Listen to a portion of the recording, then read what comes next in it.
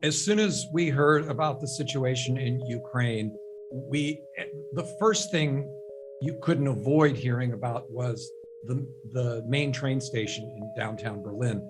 The refugees were flooding in there, and they were in need of food, and they were in need of people providing shelter, and the needs were endless. We went down to the train station ourselves, myself, my wife, and our oldest daughter, and it was really overwhelming.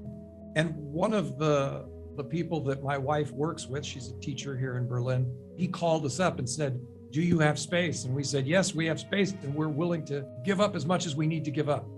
So right away, they put us in touch with a woman from Nigeria who was studying in Ukraine, had gotten her master's degree in economics. She left work and went home one night and all of a sudden heard a huge explosion. She just grabbed her bag, went to the train station, then went to Poland, and then went on to Berlin. She said a few days before leaving, she'd already taken all her savings out of the ATM because she was smart and that she anticipated a lockdown coming. So she just put her money into her bag and she just took off. The woman who's moving in with us tonight, she showed up a couple days ago because she was friends with one of the other house guests that we have.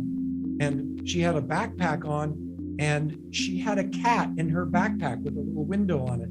She was at the Lviv train station, and they were going to put her onto a train to go to Poland, but they wouldn't with her cat. And so she said, "Nope, not going to do it."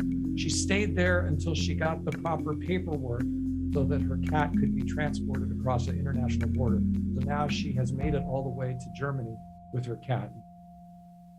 We have dinners with our guests every night. All right, these are our Ukrainian guests. There they are. There's Maria, there's Io, and there's Sabrina. Hi. And then over here, that's Carrie, that's my wife, and that's my son, Benjamin. Hello. We're trying as much as possible to create a soothing environment, considering they came from such chaos. It's really phenomenal. For me personally, to have hosted people who came from the conflict, you get exposed to something that, having grown up in America, fortunately, I have no direct experience with. You think about Berlin, which dealt with this for 50 years during the Cold War. I mean, it had just gotten wiped out and it was about to get wiped out again if the Cold War turned hot. So it is interesting to see the Germans deal with this. And granted, there's a great deal of empathy for the Ukrainians, but it's also like the old Germans are a little bit like, yeah, stay calm. We've been through these anxieties before.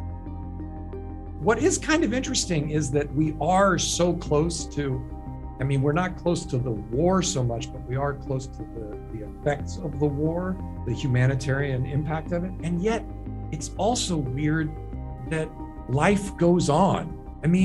If you walk down the streets in Berlin, life is fairly normal. And I'm sure that's the way it is in Poland. You're like, what am I missing here? And it's just that, war has extreme brutality and hot spots in places. And then just outside those places, by the sheer nature of life, it goes on.